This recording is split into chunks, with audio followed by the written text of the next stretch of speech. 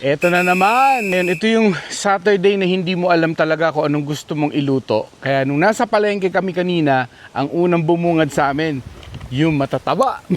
Mga matatabang tahong malalaki. Very basic muna tayo ngayon. Tinolang tahong ni Kuya Koy. Ang basic nito, sangkap nito, panggisa mo, bawang, sibuyas, luya. Maraming luya. Sayote at dahon ng sili. Saka siling pangsigang. Lagay na natin agad ang ating panggisa. Sabay na. Sibuyas at bawang. Sabay na. Sunod na rin natin agad ang luya. Pantanggal lansa. Kung gusto ko sa tinola, yung matapang na luya. Sabay ko na ilalagay yung sayote at saka yung tahong. Ilalim ko pa nga yung sayote kasi mas matagal pa nga maluluto to eh. Kaysa sa tahong. Yung tahong parang almost steam lang eh. Tutubigan ko na rin.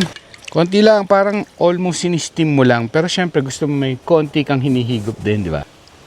Pwede na. Parang sapat na para maluto yung sayote sa ilalim. At mas steam yung tahong sa ibabaw. Takpan at maghintay. Kumukulo na siya sa ilalim. Yung unang kulo, asin. Masyadong maalat. Alam mo na. Mahal ang alaga sa kidney. Pwede na yung matabang ka muna at saka mo na lang ayusin kaysa napaalat ka na. At patis. Iba yung linamnam ng patis. Hop! Tama na. Sasaluin ko na. Kasi medyo kumukulo naman na yung ilalim yan. Yun. Ayun. Ayun. Ang bango, guys, ang bango. Alam mo, pag bumukas lang yung mga tahong, yun na yun eh. Luto na yun eh. Dadagdag ko na rin yung sili para ma-release na rin yung anghang. Tinatanggal daw dapat yung scum eh, sa sabaw, yung sa unang kulo.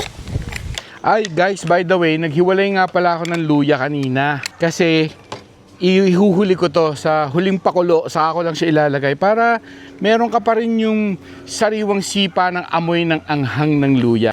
Pero sasabay ko na rin yung dahon ng sili para isang kulo na lang. Punong-puno. Itong kawali na to ay 4 na kilong tahong. Nga mo, malalanta naman tong dahon. Luto na. Taba oh. Uy. Panado. Pag summer kasi talaga mataba talaga ang tahong eh.